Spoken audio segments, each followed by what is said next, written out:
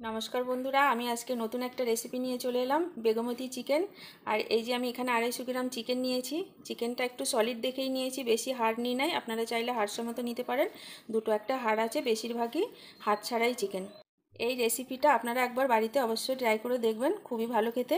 আর না যদি ট্রাই করেন তাহলে খুব বড় মিস করবেন। এর ভিতরে আমি কিছু মশলা দিয়ে মাখিয়ে রেখে দেবো। দিয়ে দেবো পরিমাণ মতো নুন, সামান্য একটু হলুদের গুঁড়ো। যেহেতু চিকেনটা 250 গ্রাম, বেশি হলুদের গুঁড়ো আমি দেবো না। আর দিয়ে দেবো ছোটো চামচের 1 চামচ কাশ্মীরি লঙ্কা গুঁড়ো। একটু সামান্য পরিমাণে তেল দিয়ে মাখিয়ে নেব। ভালো করে হাত দিয়ে চিকেনটাকে মাখিয়ে নেব। চিকেনটা পুরো আমার ম্যারিনেট করা হয়ে গেছে। কিছুক্ষণের জন্য আমি এটাকে 10 মিনিট রেস্টে রেখে দেবো। গ্যাসে কড়াই বসিয়ে দিলাম। দিয়ে দেবো 2 চামচের মতো তেল। তেলের ভিতরে দিয়ে দেবো 2 টুকরো দারচিনি আর 4টে এলাচ।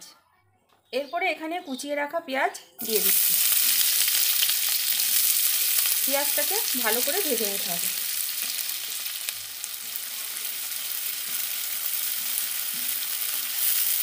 পেঁয়াজটা ভালো করে ভেজে এর ভিতরে আমি দিয়ে দেবো 1/2 চামচ মতো নুন।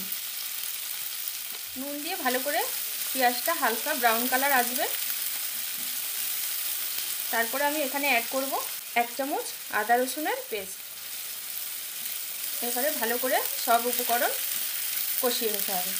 যেহেতু চিকেনটা আমার 250 গ্রামের, তার জন্য মশলাগুলো 250 গ্রামের মাপেরই আমি সব দিয়েছি।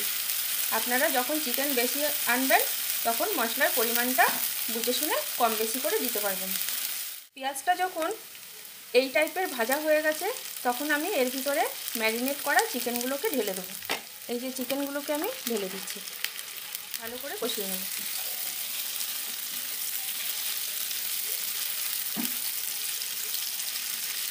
চিকেনটা কষতে কষতে তেল জল দুটোই ছাড়বে। ঢাকা দিয়ে দিয়ে কষতে হবে। আমি এবারে 2 মিনিটের জন্য ঢাকা দেব।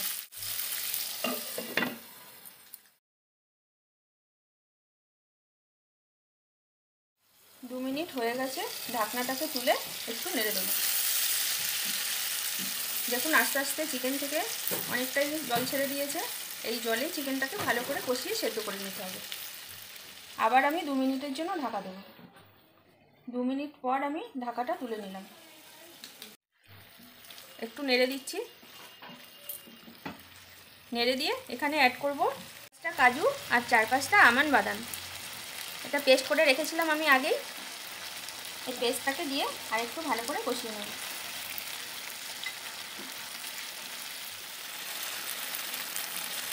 এখানে আমি নিয়ে নিয়েছি পেঁয়াজ পাতা আর ধনে পাতা। যেহেতু আমি বেগমতি চিকেন তৈরি করব তার জন্য এই উপকরণগুলো অবশ্যই লাগবে। এবারে একটু জল দিয়ে এই দুটো উপকরণকে সেদ্ধ করে নেব। তো জলটা দিয়ে ঢাকা দিয়ে রেখে দেবো।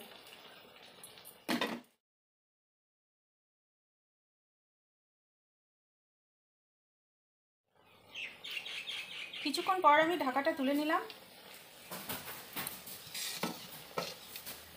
ঢাকাটা তুলে দেখুন অলরেডি সব সেদ্ধ হয়ে গেছে ভালোভাবেই।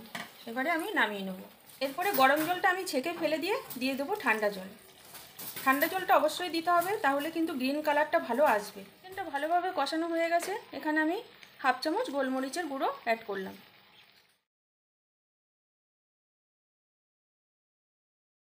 ধনে পাতা আর পেঁয়াজ পাতার পেস্টটা করে নেব। ঠান্ডা জলে ভালো করে ধুয়ে মিক্সিতে দিয়ে দিলাম।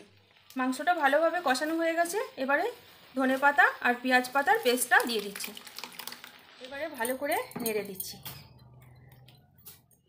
এই বেগমতি চিকেনের নামটাও যেমন সুন্দর, খেতেও কিন্তু অসাধারণ স্বাদ। আপনারা চটপট বাড়িতে একবার ট্রাই করে দেখুন, খুব ভালো লাগবে খেতে। দেখুন বন্ধুরা, এত সুন্দর কালার এসেছে না, খুব সুন্দর কালার হয়েছে। চিকেনটা যখন ম্যারিনেট করেছি তখন আমি দিয়ে দিয়েছিলাম রান্নার নুন। এরপর আমি এই পর্যায়ে অ্যাড করব 1/2 চামচ বিট নুন।